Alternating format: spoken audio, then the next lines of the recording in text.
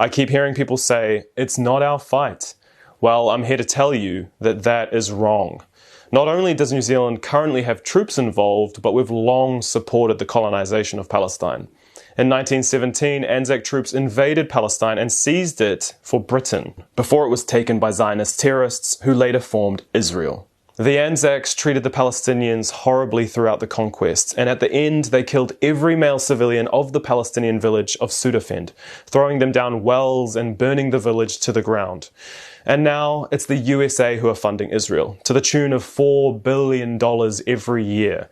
Why? Because the West want a secure strategic ally in the Middle East. Joe Biden even said if there were not an Israel, we'd have to invent one. And of course, New Zealand is in bed with the USA. Just look at our government, spineless and paralyzed when it comes to condemning the Israeli military occupation of Palestine, which has led us to where we are today. It's not complicated. Israel is a genocidal settler colony backed by Western imperial powers. Colonizers always have justifications for the mass atrocities they commit, but no matter how they wrap it, this is ethnic cleansing. And it's been happening for 75 years. In 1948, Zionist terrorists massacred Palestinians, forced them off their land and destroyed their society. In Arabic, it's called al-Nakba, meaning the catastrophe. Now, Israeli officials are openly calling for a Nakba 2.0. In the last 2 weeks, over 1 million Palestinians have been forced out of their homes.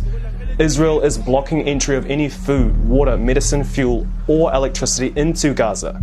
If you're wondering, how do they do this? Well, Israel has been holding 2.3 million Palestinians hostage in a giant concentration camp where they're deprived of the most basic human rights.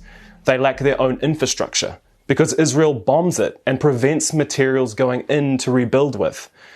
They destroy their farms, then drip feed them less food and water than they need.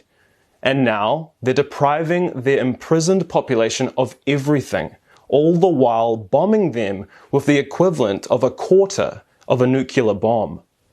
And that was 6 days ago. It's a genocide. And why does humanity watch on and allow this to happen? Because of Western propaganda that's designed to dehumanize Palestinians. They are manufacturing consent, creating the social license to have Palestinians treated as subhumans. For example, Israel initially claimed Hamas beheaded babies, and Joe Biden confirmed that he'd seen pictures of this. The media repeated it, along with other lies, and the world believed it. Israel then took it back, and the White House admitted that Genocide Joe lied about seeing the photos. The bloody president of the most powerful country in the world, showing his absolute lack of credibility. By the time the truth came out, the damage was already done. My generation have seen this before. America's war of terror, where Western greed and lies resulted in millions of deaths and untold suffering. But times are different now. We have the internet, we have social media, and we can see through this artificial fog of war. Despite their deep pockets, the US and Israeli governments are losing the information war. They're exposing themselves for the monsters that they are, and we can see the greed, the hypocrisy, and we know that this struggle against the global elites, it's not isolated to our respective corners of the world, or within the walls that trap Palestinians under an apartheid military occupation. Here's the thing. Whether it's the liberation of Palestine or the self-determination of iwi Māori, any successful movement against Western colonialism threatens the integrity of their entire project.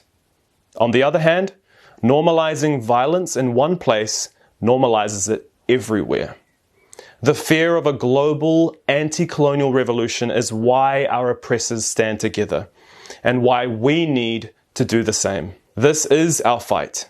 He karere hoki mō ngā rangatira o te ao Māori. Ngā puhima, tuku a te reo, kua takoto te manuka, kaihea tātou, e pā ane ki tēnei take nui. Our brothers and sisters need us now more than ever. Kia tapatahi, kia māia, kia manawa nui.